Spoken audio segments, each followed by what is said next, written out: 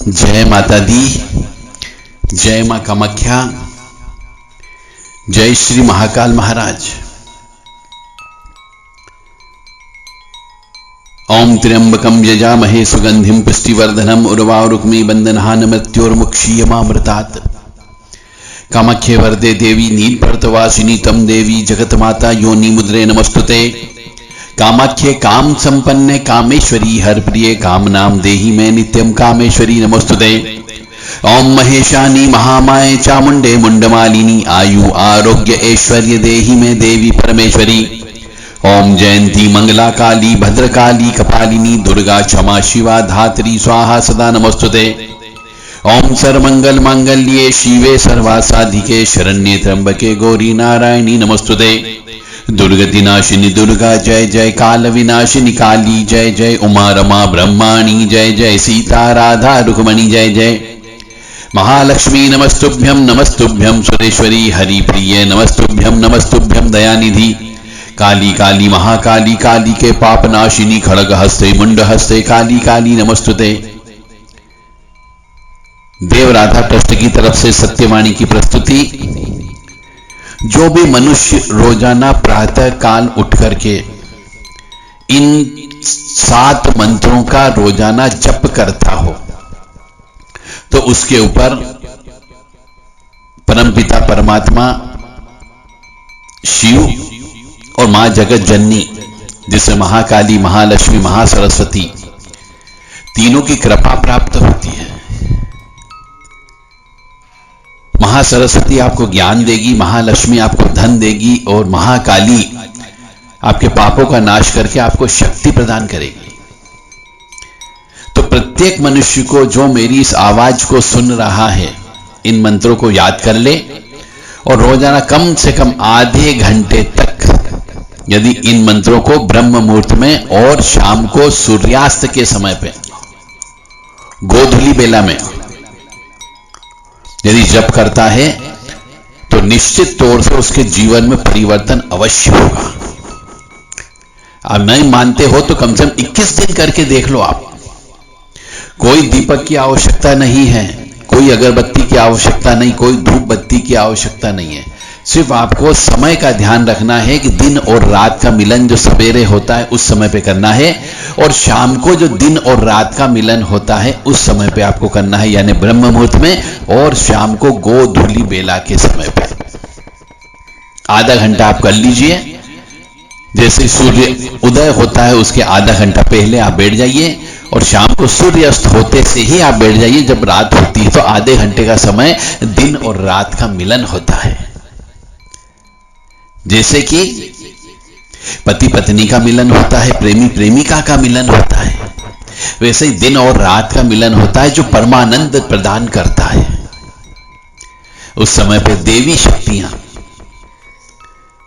घूमती है, भ्रमण करती है। जहां जहां पूजन अर्चन होता है वहां पे देवी शक्तियां उपस्थित होती है और आशीर्वाद प्रदान करती है। इसलिए ये दोनों समय पे भोजन नहीं करना चाहिए, सहवास संभोग नहीं करना चाहिए, क्लेश नहीं करना चाहिए, गाड़ी नहीं चलाना चाहिए। इस समय पे सिर्फ भगवान का स्मरण करना चाहिए। अब आपकी मर्जी, ये मानना या नहीं मानना आपके विवेक पर निर्भर करता है। मेरा धर्म है, मेरा कर्म है आपको ज्ञान देना, मैं ज्ञान दे रहा हूं। लेना या नहीं लेना आपके विवेक पर निर्भर करता है। यदि आपके कष्ट कम होना लिखे होंगे तो आप इन चीजों को स्वीकार करोगे, और यदि आपके जीवन में कष्ट और अभी भोगना लिखा है तो अभी आप और कष्ट भोगने के बाद इनको बोलना प्रारंभ करोगे। यदि आपकी प्रगति नहीं हो पा रही हो, यदि आपके पैसे बर्बाद होते जा रहे हो, यदि आप डे बाय डे नीचे गिरते जा रहे हो बढ़ने के बजाय, आपकी संपत्ति जमीन जायदाद बिकती जा रही हो, बीमारियां पे बीमारियां लगती जा रही हो, पैसे पे बर्बाद होते जा रहे हो, जमीन जायदाद बिकती जा रही हो, तो समझ जाओ अभी आपके दुर्दिन हैं, खराब दिन है, आपका भाग्य साथ नहीं दे रहा है। तो भाग्य को साथ देने के लिए, भाग्य बढ़ाने के लिए इन मंत्रों का जप करो। मानो या न मानो यह सत्य है। अब हम आते हैं बहुत ही रहस्यमय ज्ञान की कड़ी में कोई भी मनुष्य हो, चाहे स्त्री हो या पुरुष हो, उसको कान छेदन अवश्य कराना चाहिए। यह हमारे 16 संस्कारों में से एक संस्कार है जिसमें कान छिदाया जाता है, कान के अंदर छेद किया जाता है। अब महिलाएं भी आजकल कान छिदाने लगी। नियम यह बोलता है कि सिर्फ कान में एक छेद होना चाहिए, पर आजकल की महिलाएं, हमारी माता बहनें या लड़कियां आजकल 5-5 जगह छेद करा लेती है। यह उचित नहीं है, यह अनुचित है। और सब जगह वो सोने की बाली पहन लेती है, और जो मेन कान हो जहां पर कि छेद किया जाता है संस्कार के अनुसार, उस जगह वो डुप्लीकेट कंगन पहनती है, डुप्लीकेट रिंग पहनती है। इससे केतु खराब होता है। तो जितनी भी महिलाएं, माता बहनें हैं हमारी, उन सबसे मेरा विनम्र निवेदन है, और उन सबके पतियों से, भाइयों से और पिताओं से भी निवेदन है कि स्त्रियों को डुप्लीकेट हेयर रिंग नहीं पहनने दें। चाहे वो चांदी के हो तो भी नहीं पहनने देना चाहिए, चाहे वो प्लास्टिक के हो तो और भी नहीं पहनने देना चाहिए, लोहे के हो, स्टील के हो तो भी नहीं पहनने देना चाहिए, और डायमंड भी नहीं पहनने देना चाहिए।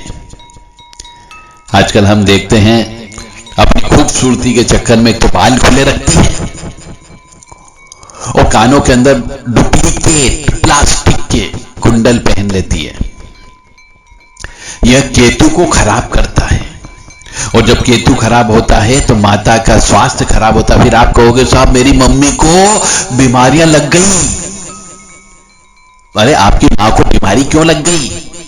आपका भाग्य क्यों रूठ गया? चंद्रमा खराब हो जाता है इससे। इसलिए कान के अंदर चांदी के भी नहीं पहनना चाहिए, प्लास्टिक के नहीं पहनना चाहिए, और कान के अंदर लोहा भी नहीं पहनना चाहिए। और कान में एक छेद कराना चाहिए जो स्टैंडर्ड परंपरागत चला आ रहा है उसके अनुसार। अन्यथा आपको कई प्रकार की तरह तरह की परेशानियां उत्पन्न होती है।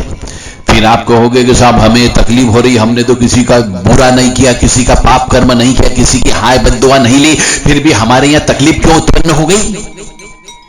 तो उसका विश्लेषण मैं आपको बता रहा हूं कि आजकल की जो हमारी माता बहनें हैं उल्टे सीधे हेयर रिंग कान में पहन लेती है, उसकी वजह से भी तरह तरह की समस्या उत्पन्न हो जाती है। अब हम चलते हैं विश्लेषण की ओर। जो रहस्यमय ज्ञान है उस रहस्यमय ज्ञान की ओर आपको ले जाते हैं। तो कान का मतलब होता है ज्योतिष के अनुसार जन्म पत्रिका में 6ठा और 8वां भाव कान का बोला जाता है। यदि दायां कान है तो उसे 6ठे नंबर का भाव बोलते हैं, और यदि बायां कान है तो उसे 8 नंबर का भाव बोला जाता है। और यदि कान में चांदी पहनते हो तो केतु, कान यानी केतु का प्रतीक है, तो केतु और चांदी दोनों जब मिल जाएंगे तो नुकसान होगा, यानी चंद्र ग्रहण योग लग जाएगा। चंद्रमा यानी चांदी यानी दूध, केतु यानी खटाई, और जब दूध के अंदर खटाई पड़ जाती है तो दूध खराब हो जाता है। समझने का प्रयास करिएगा कि कान का मतलब होता है केतु, और कान में यदि चांदी पहनने का मतलब है आपने दूध को पहन लिया, और केतु जो है खटाई का प्रतीक है, तो यदि खटाई के अंदर आपने यदि दूध डाल दिया तो दूध फट जाएगा।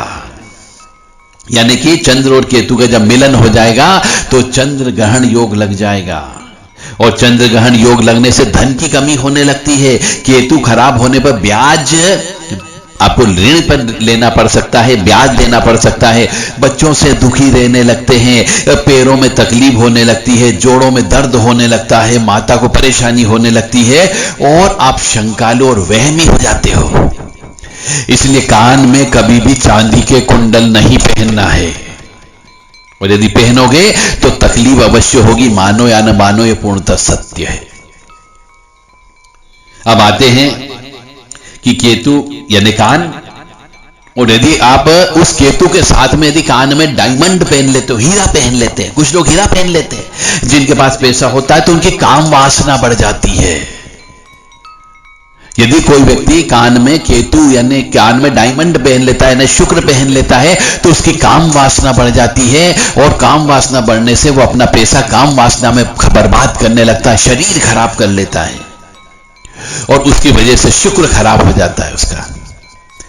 तो केतु के साथ में यानी कान के कुंडल कभी भी डायमंड के भी नहीं पहनना चाहिए, अन्यथा आप काम वासना में ही ग्रसित रहोगे, दूसरा काम नहीं करोगे तो आप बर्बाद हो जाओगे, और जब काम वासना में व्यस्त रहोगे तो आपका शरीर खराब होगा, क्योंकि आपके शरीर से शुक्राणुओं का प्रवाह ज्यादा होगा,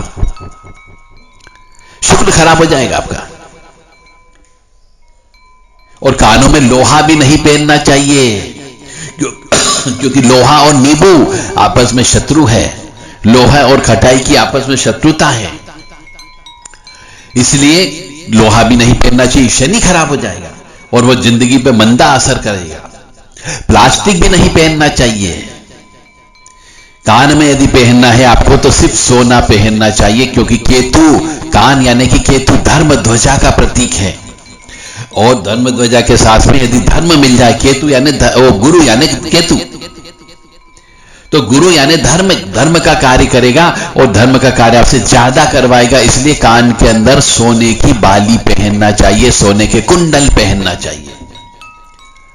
इसलिए हमारे पुराने जमाने में माता बहनों को और पुरुषों को भी सोने की बाली कान में पहनाई जाती थी। इसका सिर्फ वजह यही था कि मनुष्य जो है सत्गुणी बना रहता था, परंतु आजकल डुप्लीकेट पहन लेते हैं, चांदी पहन लेते हैं, लोहा पहन लेते हैं, स्टील पहन लेते हैं, गिलिट पहन लेते हैं, और जिसकी वजह से फिर दूसरे तरीके की समस्या उत्पन्न हो जाती है, यानी आप अपना भाग्य स्वयं खराब कर लेते हो। इसलिए कान के अंदर सोना ही पहनना चाहिए, यह बहुत गहराई विश्लेषण है। अब और गहराई में चलते हैं कि कंठ छेदन कब करना चाहिए। तो कंठ छेदन बोलते हैं, कान छिदवाना बोल सकते हैं, यह हमारे 16 संस्कार में एक संस्कार है, और यह बच्चों के समय पे जब बच्चा बचपन में छोटा रहता है तब ही करवा देना चाहिए, हमारे शास्त्र ऐसा कहते हैं। और इसके कंठ छेदन कराने से यह प्रभाव पड़ता है कि राहु और केतु के जो नकारात्मक प्रभाव मनुष्य पे पड़ते हैं उनमें कमी आती है। प्रभाव तो पड़ेंगे परंतु प्रभाव में कमी आ जाती, जादू टोने का असर कम होता है, ऊपरी बाधा का जो नकारात्मक होता है उसका प्रभाव कम होता है, बीमारी कम लगती है, ऊपरी बाधा का प्रभाव कम लगता है, प्रेत अटैक नहीं कर सकते हैं। और कान का मैं फिर बोल रहा हूं, जिस जगह छेद करने का नियत स्थान है उसी जगह ही कंठ छेदन कराना चाहिए, अन्य जगह कंठ छेदन नहीं कराना चाहिए, क्योंकि यह साइंटिफिकली मेडिकली प्रूफ है कि कान का जिस जगह छेद होता है उसी जगह कराने से पुरुष को भी यूरिन से संबंधित मतलब मूत्राशय से संबंधित बीमारियां कम होती है पर कम होगी। इसलिए पुराने जमाने में आपने देखा होगा, टीचर जब किसी बच्चे का गलती करने पर कान को मरोड़ता था, दंड देने के लिए कान पकड़ करके खड़ा करता था, तो बच्चे की पेशाब निकल जाती थी। वो बच्चे की पेशाब क्यों निकल जाती थी? क्योंकि इस कान का नसों का संबंध सीधा हमारे यूरिनरी सिस्टम से है, मूत्राशय नली से उसका संबंध है। इसलिए यदि कंठ छेदन करवा लेते हो तो जो कंठ छेदन करवा लेता है उसको मूत्राशय से संबंधित, हर्निया से संबंधित बीमारी नहीं होती है, अंडकोश से संबंधित बीमारी भी नहीं होती है। इसलिए कंठ छेदन करवाना ही चाहिए और बचपन में ही करा देना चाहिए, चाहे लड़का हो या लड़की हो, और दोनों कान एक साथ छिदवाना चाहिए। आजकल हम देख रहे हैं कि लड़के लोग एक ही कान छिदवाते हैं, वो भी गलत है। पहली बात तो उनके माता पिता ने कान ही नहीं छिदवाया, कंठ छेदन संस्कार ही नहीं किया, वो भी गलती की। और जब बड़े होने पर उनको समझ में आई, ये फैशन के चलते हुए एक कान छिदवाते हैं, एक कान में बाली पहन लेते हैं, वो भी गलत है। दोनों कान में आपको बाली पहनना है और दोनों कान का छेदन करवाना है। और दोनों का कंछेदन एक ही मुहूर्त में आपको करवाना है। कान छेदन की प्रक्रिया करने के बाद कुछ दान अवश्य देना चाहिए। हवन भी हो सके तो हवन कर लेना चाहिए। उस दिन कोई पूजा पाठ अवश्य कर लेना चाहिए। और यह संस्कार, कंछेदन संस्कार जो होता है, यह बचपन में ही कर देना चाहिए। कुछ लोग छोटे बच्चे का ही कंछेदन कर देते हैं। 10वें दिन, 12वें दिन, 16वें दिन, ऐसे सम संख्या जब होती है उस दिन कंछेदन कर दिया जाता है। या फिर 6ठे महीने में, 7वें महीने में या 8वें माह में कंछेदन कर देते हैं। और यदि इस समय नहीं किया तो कुछ लोग बड़े होने पर भी करते हैं, परंतु कोशिश ये की जाए कि सम वर्ष में ही करना चाहिए। सम का मतलब हो गया 2, 4, 6, 8, 10। तो बड़े होने पर भी कंछेदन करा के आप सोने की बाली आपको पहनना है। जब लड़के का कंछेदन किया जाता है तो पहले सीधे हाथ का, यानी दाएं हाथ का जो कान होता है उस पर कान का छेद करना चाहिए, फिर बाएं हाथ पे करना चाहिए। और लड़की का यदि कंछेदन करते हैं तो पहले बाएं हाथ करना चाहिए और फिर दाएं कान का करना चाहिए। और इसके लिए भी विशेष मुहूर्त है। हमारे ज्योतिष शास्त्र में हर काम करने का मुहूर्त बताया गया है। कंछेदन का है तो मुंडन संस्कार का मुहूर्त है, तो जनेऊ संस्कार का मुहूर्त है, उपनयन संस्कार मुहूर्त है। जितने भी संस्कार बताए गए हैं, सिर्फ मृत्यु संस्कार, दाह संस्कार छोड़ करके बाकी सब संस्कार के मुहूर्त। तो मुहूर्त की ओर यदि चलते हैं तो मुहूर्त में जो कहते हैं पंचांग देखना चाहिए। 5 चीजें देखना चाहिए। उसके लिए वार, तिथि, नक्षत्र, लग्न, ये सब चीज देखना चाहिए। तो जब भी कंछेदन आप कराएं, किसी योग्य, अनुभवी, किसी ब्राह्मण, जानकार ब्राह्मण से आप पूछें कि कंछेदन कब करना चाहिए। उसी समय पे ही बच्चे का कंछेदन कराएं। पूरा ज्ञान लेने के बाद, 1-2 व्यक्तियों से पूछने के बाद ही कंछेदन कराएं। गलत समय पे कंछेदन कराने से भी बच्चे का भाग्य खराब हो जाता है। अब कंछेदन के लिए आते हैं तो तिथि, या तो चतुर्थी तिथि, नौमी तिथि, चतुर्दशी तिथि और अमावस्या तिथि, इन तिथि को कंछेदन नहीं कराना चाहिए। बाकी सब तिथि में आप करा लो। चतुर्थी को कंछेदन नहीं कराते हैं, नौमी तिथि को कंछेदन नहीं कराते हैं, चतुर्दशी यानी 14 के दिन भी कंछेदन नहीं कराते हैं, और अमावस्या को भी कंछेदन नहीं कराया जाता है। मृगशिरा नक्षत्र, रेवती नक्षत्र, चित्रा नक्षत्र, अनुराधा नक्षत्र, हस्तस्थ नक्षत्र, अश्विनी नक्षत्र, पुष्य नक्षत्र, अभिजित नक्षत्र, श्रवण नक्षत्र, धनिष्ठिका नक्षत्र, पुनर्वसु नक्षत्र में भी अपनों को कंछेदन करा लेना चाहिए। क्योंकि ये नक्षत्र अच्छे माने जाते हैं। वार के हिसाब से चलते हैं तो सोमवार, बुधवार, गुरुवार, शुक्रवार को ही कंछेदन कराना चाहिए। बाकी वारों में कंछेदन नहीं कराना चाहिए। और लग्न भी अवश्य देख लें कि जिस दिन ये कराया जा रहा हो कंछेदन, उस दिन लग्न में बृहस्पति होना अत्यंत आवश्यक होता है। यह सबसे अच्छा माना जाता है। अब कब कंछेदन नहीं कराना चाहिए, यह भी नियम है। तो जो कराना चाहिए वो मुहूर्त यदि देख लोगे तो बाकी समय मुहूर्त सब खराब हैं।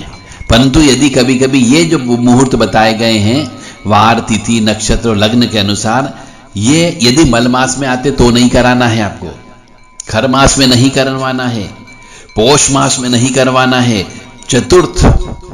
चतुर्मास यानी चौमासा जिसको हम बोलते हैं, उस माह में भी कंछेदन नहीं करवाना चाहिए। जन्म के माह में भी नहीं करवाना चाहिए। हिंदू माह के अनुसार यदि किसी का जन्म चैत, वैशाख, जेठ, आषाढ़, सावन इन महीनों में हुआ है तो इन्हीं महीने में कभी भी कंछेदन नहीं होगा। दूसरे साल कराना चाहिए, 4 वर्ष में, 6 वर्ष में, 8 वर्ष में, 10 यानी सम वर्षों में ही कंछेदन होना चाहिए। चंद्र शुद्धि अवश्य देख लें, तारा शुद्धि भी आपको अवश्य देखना चाहिए। इस बात का अवश्य ध्यान रखें। यानी कि यदि आप बड़े हो गए हो आपके माता पिताजी ने कंछेदन संस्कार नहीं कराया है, या कंछेदन संस्कार कराया था परंतु वो छेद सब बंद हो गए हैं वापिस, तो आप अपनी उम्र में अवश्य देख लें कि 24 साल, 26 साल, 28 साल, 30 साल ऐसे सम वर्ष में कंछेदन नहीं करवाएं। विषम वर्ष आता है उस समय पे ही आपको बड़े होने पर कंछेदन करवाना है। कंछेदन कराने के बहुत सारे फायदे भी होते हैं। सबसे बड़ा फायदा तो ये होता है कि रोग नहीं लगते हैं, बीमारी दुखी नहीं आती है, ऊपरी बाधा कम लगती है, राहु केतु का प्रभाव कम हो जाता है, और पेशाब से संबंधित बीमारी नहीं होती है, हर्निया की बीमारी नहीं होती है, अदृश्य शक्तियों का प्रभाव नहीं होता है, जादू टोने का प्रभाव कम बढ़ता है, आंखों की रोशनी धीरे धीरे जाती है, एकदम नहीं जाती है, आंखों पर अवश्य इसका प्रभाव पड़ता है, और दिमाग पर भी इसका प्रभाव पड़ता है। इसलिए कंछेदन कराने से दिमाग तेज रहता है। मिर्गी के दौरे से बचाया जा सकता है, मेमोरी बढ़ती है, चेहरे पर तेज आ जाता है, और कंछेदन हमेशा बचपन में ही करा करके सोने की बाली पहनाना चाहिए। अकाल मौत से भी बच सकते हो, और कंछेदन कराने से पाचन शक्ति भी आपकी ठीक रहती है। मैं पुनः आप सबसे प्रार्थना करूंगा कि सब अपने अपने बच्चों का कंछेदन करवाएं। विशेष तिथि, मुहूर्त, नक्षत्र, वार और लग्न देख करके ही कराएं। एक दो ज्ञानी पंडितों से मुहूर्त निकलवा लें, अनुभवी व्यक्तियों से ही निकलवाएं। आजकल जगह जगह कुकुर मुत्ते की तरह ज्योतिषी केंद्र खुल गए हैं। जिनको ज्ञान नहीं है, अनुभव नहीं है, उन लोगों के पास कृपया न जाएं। जो बड़े बुजुर्ग व्यक्ति हो उनसे आप बात करें तो आपको सही राह दिखाएंगे, और आप खुद कंफर्म कर लें पहले कि हाँ ये जो तिथि, मुहूर्त, नक्षत्र, वार और लग्न दिया है ये सही है। उसके बाद में आप कंछेदन करवाएं। जय माता दी, जय मां कामाख्या। देवराधा ट्रस्ट की तरफ से सत्यवाणी की प्रस्तुति। मां भगवती जगत जननी आद्य शक्ति भवानी आह्लादिनी शक्ति कष्ट निवारिणी दुख निवारिणी महिषासुर मर्दनी चंडमुंड नाशिनी सिंह वाहिनी क्लेश नाशिनी ममतामयी ज्ञानमयी आपको सुखी रखे, स्वस्थ रखे, प्रसन्न रखे, और यश दे, कीर्ति दे, मान सम्मान दे, और सही राह पर चलने के लिए हिम्मत प्रदान करे। जय माता दी, जय मां कामाख्या।